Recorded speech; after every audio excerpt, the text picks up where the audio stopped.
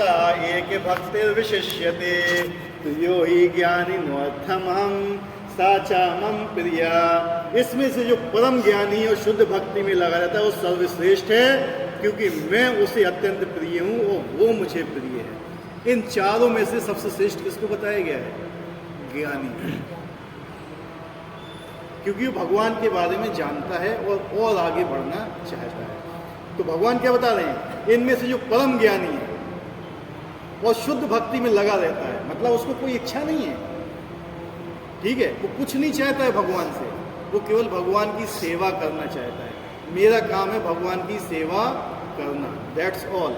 वो भगवान की सेवा में ही लगा रहता है, उसको कोई भगवान से अपेक्षा नहीं रहती।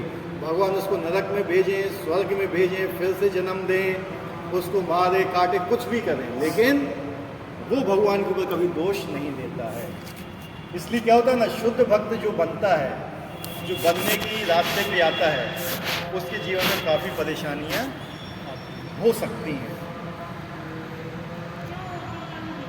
क्योंकि भगवान उसको और शुद्ध बनाना चाहिए। घड़ा होता है, जब कच्चा घड़ा बनाया जाता है तो उसमें पानी भरा जा सकता है कि नहीं भरा जा सकता है?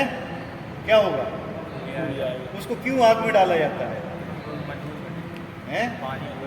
है कि नहीं? सोना होता है, गोल्ड, ऐसे लटका लो यहाँ पे, है? क्यों उसका हार बनाया जाता है, आभूषण क्यों बनाया जाता है?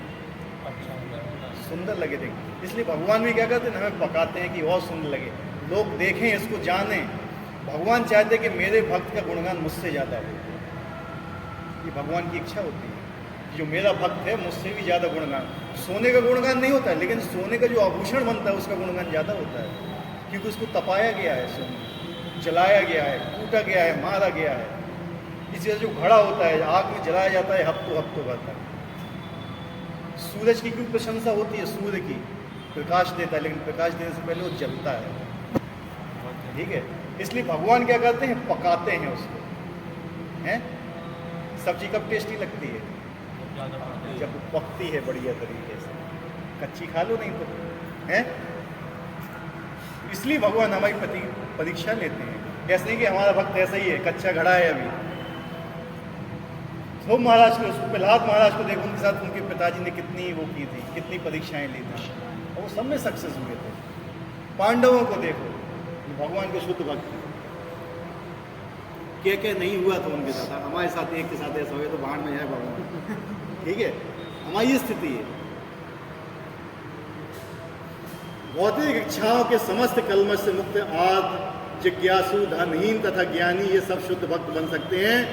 किंतु इनमें से जो परम सत्य का ज्ञानी और भौतिक इच्छाओं से मुक्त होता है, वही भगवान का शुद्ध भक्त हो पाता है। क्या चीज़ बताएं? जो परम ज्ञानी होता है उसमें भौतिक इच्छाएं नहीं होती हैं। भौतिक इच्छा मतलब क्या है? अपनी पूर्ति के लिए। हमें भगवान से मतलब नहीं है, हम जो भी कर रहे हैं अपने लिए कर रहे हैं बस। यहाँ तक कि भगवान का भक्त होता है ना, वो अपनी शुद्धि के लिए भी माला जाप नहीं करता है, पता है? कुछ माला जाप किस लिए करता है? भगवान पसंद। जब भगवान पसंद होते हैं उसको ऑटोमेटिक शुद्ध करते हैं। लेकिन कुछ लोग क्या होते हैं कि मुझे शुद्ध होना है तो मैं माला जाप करूँगा, और माला जाप करूँगा, और नियम पालन करूँगा, लेकिन भगवान की शरण में नहीं जाना चाहता, गुरु की शरण में नहीं जाना चाहते, वो कभी शुद्ध नहीं होते हैं, ठीक है। क्योंकि उनकी क्या है, एक इच्छा है, ठीक है। लेकिन जो भगवान की प्रसन्नता के लिए भक्ति के नियमों का पालन करता है, भगवान उसको अपने आप शुद्ध कर देते हैं। कोई भी व्यक्ति, हमेशा याद रखना, कोई भी व्यक्ति आज तक ऐसा पैदा नहीं हो जो अपनी शक्ति से भगवत धाम पहुंच गया हो। पूरे शास्त्रों को उठा के देख लो, और कोई व्यक्ति आपको ऐसा मिल जाए जो अपनी शक्ति से भगवत धाम चला गया हो। आज तक ऐसा शास्त्रों में नहीं है। या तो गया है गुरु की कृपा से या भगवान की कृपा से। अपनी शक्ति से कोई नहीं जा पाता है, वो ना जा सकता है। एक आदमी अगर कुएं में गिरा हुआ है तो अपनी शक्ति से बाहर नहीं आ सकता जब तक कोई उसको निकाले ना। और कोई उसको रस्सी दे रहा है, वो पकड़ नहीं रहा है, तो फिर क्या करेगा? हैं? नहीं रहेगा। तो भक्त क्या होते हैं, ऐसे लोगों को रस्सी पकड़ाते हैं, पकड़ो रस्सी, आओ हमारे साथ आओ, तो नहीं आना चाहिए, तो उनको फिर छोड़ देना चाहिए। इन चार वर्गों में से जो भक्त ज्ञानी है और साथ ही भक्ति में लगा रहता है, कि भगवान के कथन सर्वश्रेष्ठ है। क्या है? भगवान बोल रहे हैं उसको सर्वश्रेष्ठ है। ज्ञान की खोज करते रहने से मनुष्य को अनुभूति होती है कि उसका आत्मा उसके भौतिक शरीर से भिन्न है। अधिक उन्नति करने पर उसे निर्विशेष ब्रह्म तथा परमात्मा का ज्ञान होता है। तो जब पूर्णतः शुद्ध हो जाता है तो उसे ईश्वर की नित्य दास रूप में स्वाभाविक स्थिति की अनुभूति होती है। जो ब्रह्म साक्षात्कार करना चाहते हैं, परमात्मा साक्षात्कार करना चाहते हैं, पूरे शुद्ध नहीं हुए होते हैं, लेकिन वो भी भगवान के शुद्ध भक्त बन सकते हैं। कोई निराकार ब्रह्म को मानता है, कोई कहता है कि मैं परमात्मा में लीन होना चाहता हूँ, वो पूरी तरह शुद्ध नहीं हुए होते हैं। लेकिन जब वो ये समझने लगते हैं कि हाँ मैं क्या हूँ, मैं एक आत्मा हूँ, मेरा काम है भगवान की सेवा करना, जब वो इस लेवल पे आता है, जब वो भगवान को साकार मानने लगे। निराकार की क्या सेवा होती है बताइए? कोई कहते हैं कि आपकी पत्नी निराकार है, आपका पति निराकार है, सेवा करो हो जाएगी, या आपका मित्र निराकार है उसकी सेवा करो हो जाएगी? नहीं होती है। उसके लिए एक साकार रूप होना चाहिए सेवा के लिए। दो आइडेंटिटी हो, दो लोग होना चाहिए, एक सेवा करने वाला, एक जो सेवा लेता है। ठीक है? बहुत से निराकारवादी बोलते हैं कि भैया भगवान निराकार है, खुद फोटो लगाए देते हैं। देखा होगा आपने बहुत जगह फोटो लगाया, फोटो लगा के है तो उसका तो आकार है, आप किसकी पूजा कर रहे हो और मानते हो कि सब निराकार है। ये सब चीजें क्या होती हैं? गलत होती हैं। कोई बोध गया है? गया होगा कोई, वहां पे देखो भगवान बुद्ध की कितनी बड़ी प्रतिमा बनाई गई है? कितना बड़ा मंदिर बनाया गया है, और सारे बहुत लोग उनकी धर्म शरण में आते हैं। और लेकिन वही बहुत लोग क्या मानते हैं? भगवान निराकार, शून्य है, भगवान नाम की कोई चीज ही नहीं है, उनकी शरण में आते हैं। मतलब अपने ही सिद्धांत का स्वयं विरोध करते हैं। देखिए वहां पे मंदिर, कितना बढ़िया मंदिर बना है, उसके ऊपर 1 टन सोने का वो लगा हुआ है। 1 टन सोने का जो गुम्बद होता है ना, 1 टन सोने का बना हुआ है, वो 1000 kg लगभग। वो शून्य मानते हैं, भगवान नाम की कोई चीज नहीं होती। हाँ गया वहीं पर है, वहीं पास में ही है, ज़्यादा दूर नहीं है वहाँ से। बोध गया बोलते हैं उसको। अधिक उन्नति करने से उसे निर्विशेष ब्रह्म परमात्मा ज्ञान हो, जब पूर्णतः शुद्ध हो जाता है उसे ईश्वर के नित्य दास के रूप में अपनी स्वाभाविक स्थिति की अनुभूति होती है। इस प्रकार शुद्ध भक्त की संगति से आद जिज्ञासु, धन का इच्छुक तथा ज्ञानी स्वयं शुद्ध हो जाते हैं। किंतु प्रारंभिक अवस्था में जिस व्यक्ति को परमेश्वर का पूर्ण ज्ञान होता है और साथ ही जो उनकी भक्ति करता रहता है, वह भगवान का अत्यंत प्रिय होता है। जिसे भगवान की दिव्यता का शुद्ध ज्ञान प्राप्त होता है, वह भक्ति द्वारा इस तरह सुरक्षित रहता है कि भौतिक कलमश उसे छू भी ना पाए। मेन चीज क्या है ना, जो भी भगवान की शरण में आ रहा है, जो भी मंदिर आ रहा है, किसी भी उद्देश्य से आ रहा है, हमें उस व्यक्ति की भी निंदा नहीं कर। यहाँ पे जितने लोग बैठे हुए हैं, जितने भी लोग उपस्थित हैं यहाँ पे, इसमें आपको नहीं मालूम है कि कौन किस कैटेगरी का व्यक्ति है, कौन किस कैटेगरी का भक्त है। अगर आज एक नया भक्त यहाँ पे आया, पहली बार ही मतलब आया, तो किसी न किसी पुण्य से तो वो यहाँ आया है। तो हो सकता है कि वो आगे जाके आपसे भी श्रेष्ठ स्थिति पे पहुँच जाए। तो हमें किसी को भी नीची दृष्टि से नहीं देखना चाहिए। कोई भी व्यक्ति यहाँ बैठा हो सकता है कि आज उसकी स्थिति ऐसी है, लेकिन वो कल शुद्ध भक्त बन सकता है। तो अगर हम आज उसकी निंदा कर रहे हैं तो वो क्या हो जाएगा? एक वैष्णव अपराध हो जाएगा। तो हम प्रगति कभी कर नहीं पाएंगे अपनी भक्ति। तो कभी भी हमेशा ये याद रखना, अगर आज हमसे गलतियाँ हो रही हैं, हर व्यक्ति से गलतियाँ होती हैं, ठीक है?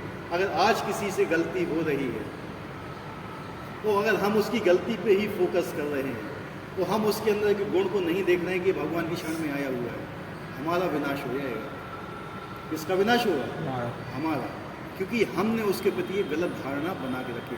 चाहे आप जितनी माला कर लो, आप दिन में 1000 भी माला करोगे ना, और आप वैष्णव अपराध कर रहे हो, तो माला सिद्ध नहीं होंगी आपकी कभी। इतना याद रख लेना।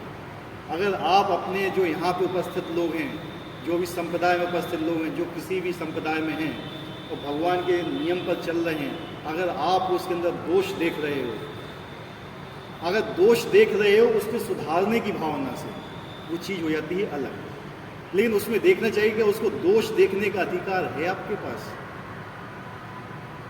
आप दोष किस लिए देखें? उसको सुधारने के लिए या उसकी निंदा करने के लिए? समझे? अगर आप उसकी निंदा कर रहे हो दोष देख के, तो आप नाम आपको मार डालेगा। सातवां क्या है? अपराध भगवान के नाम पर,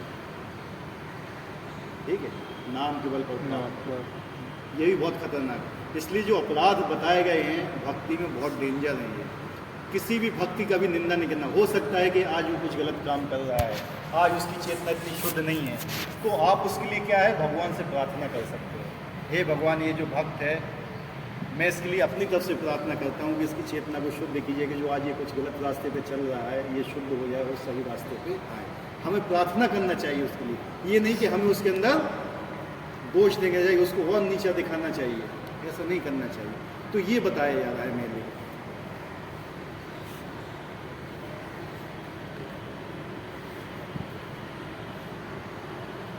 तो यहाँ भगवान क्या बोल रहे हैं कि जो निरंतर उनकी शुद्ध भक्ति में लगा रहता है, और तो भगवान उसको क्या है, बहुत प्रिय, भगवान उसको प्रिय है, और वो भी भगवान को बहुत प्रिय।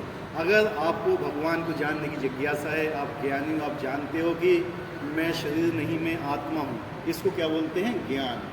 क्या बोलते हैं कि मैं शरीर नहीं मैं आत्मा हूँ, इसको बोलते हैं ज्ञान। और इसके आगे क्या है कि जो आत्मा है वो एक परमात्मा भी है, उसके आगे वो आत्मा का काम है परमात्मा और भगवान की सेवा करना, इसको बोलते हैं विज्ञान। क्या बोलते हैं, विज्ञान। साइंस नहीं बोलते ये वाली, भौतिक विज्ञान, ये उसमें कुछ नहीं सिखाया जाता है। लेकिन जब हमें ये पता चल गया कि हाँ भगवान है और मेरा काम है उनकी सेवा करना, और मैं बिना आकांक्षा के, बिना किसी इच्छा के, क्योंकि मेरा काम ही है सेवा करना, मेरी ड्यूटी ही है सेवा करना, तो मैं भगवान की सेवा कर रहा हूँ, तो मेरी कोई इच्छा नहीं है कि भगवान उसके मतलब पलट के मुझे कुछ दे भी, उसको बोलते हैं शुद्ध भक्ति। ठीक है, वो उस स्थिति में भगवान उसको लेके आते हैं। लेकिन क्या है, हमें 4 नियम का पालन करना है और 16 माला का, मिनिमम 16 माला का अटेंटिवली, सावधानी पूर्वक जाप करना है। अगर आप ये 4 नियम आपसे नष्ट हो रहे हैं और 16 माला का सही से जाप नहीं हो पा रहा है, तो आप शुद्ध बनने की प्रकृति में तो हैं, लेकिन हुए नहीं हैं। ठीक है,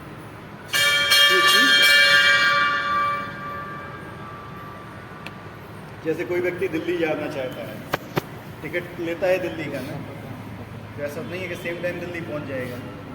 पहले महुआ से बैठेगा, फुलपहाड़ पहुंचेगा, हरपालपुर पहुंचेगा, मऊरानीपुर पहुंचेगा, झांसी पहुंचेगा, झांसी बाद ग्वालियर पहुंचेगा, आगरा पहुंचेगा, मथुरा पहुंचेगा, अब तक दिल्ली पहुंचेगा ना। ये स्टेजेस हैं ये, लेकिन उसने टिकट ले लिया है और वो ट्रेन पे बैठा हुआ है, बशर्ते उसके पास टिकट होना चाहिए और ट्रेन से उसको उतरना नहीं चाहिए, तो वो दिल्ली पहुंच जाएगा। अगर हमको भगवत धाम जाना है तो हमें यहाँ का नियम पालन करना चाहिए और किसी न किसी तरह से बैठे रहना चाहिए। बस इतनी ही है। ये सब तो हमारे जो आचार हैं वो बता के गए हुए हैं, बना के गए हैं सब सिस्टम, हमें केवल इसको फॉलो करना है। कोई प्रश्न है किसी का? पिछले बार पितृ पक्ष का हुआ था, उसके बाद में कोई प्रश्न हो?